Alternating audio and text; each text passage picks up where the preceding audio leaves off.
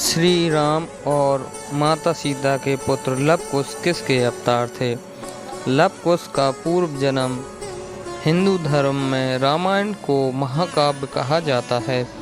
साथ ही इसे पवित्र ग्रंथ के रूप में पूजा जाता है। रामायण में आज भी कई ऐसे रहस्य छुपे हुए हैं जिनके बारे में सिर्फ तभी पता चल सकता है जब रामायण का गहन अध्ययन किया जाए। ऐसा ही एक रहस्य है जो रामायण में होते हुए भी कभी सामने नहीं आया था या जिसके बारे में बहुत ही कम लोगों को पता है। यह रोचक तथ्य जुड़ा है श्री राम और माता सीता के पुत्र लव कुश और उनके पूर्व जन्म से। असल में यह शायद ही किसी को पता हो कि श्री राम और माता सीता के पुत्र लव कुश किसका अवतार थे। आज हम इस बारे में कई दिलचस्प बातें आपके साझा करेंगे जो न सिर्फ हैरान कर देने वाली हैं बल्कि मनोरम भी है। किसके अवतार थे लव कुश?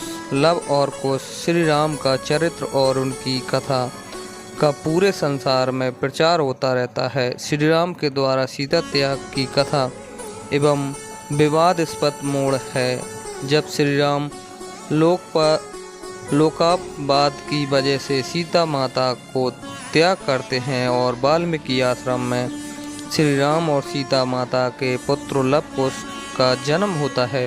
हालांकि वाल्मीकि रामायण के अनुसार श्री राम ने जब माता सीता का त्याग किया था तब माता सीता को वाल्मीकि ऋषि ने बेटी मानकर अपने आश्रम में स्थान दिया था।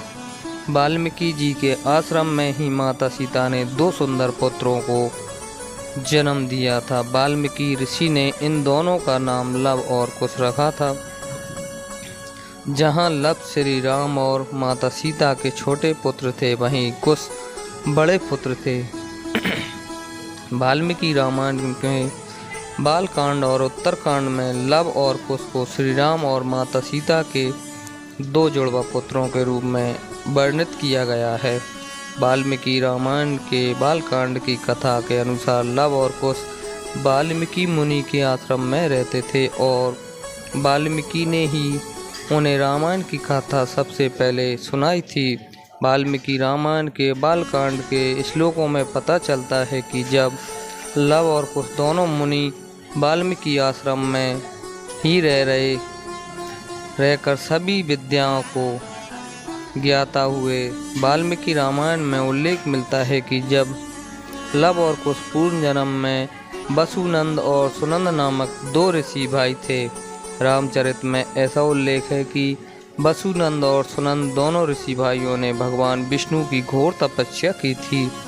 भगवान विष्णु उनकी तपस्या से प्रसन्न होकर हुए तब दोनों ने भगवान विष्णु से एक पिता की भांति उनका साथ मांगा। भगवान विष्णु वरदान मुनि प्रफुल्लित हो गए और उन्होंने दोनों ऋषि भाइयों को यह वरदान दिया कि त्रेता में श्री राम अवतार के दौरान उन दोनों को जन्म रामकुल में होगा और वह श्री राम और माता सीता के पुत्र कहलाएंगे। ऐसी ही रोचक जानकारियों के लिए चैनल को सब्सक्राइब करें।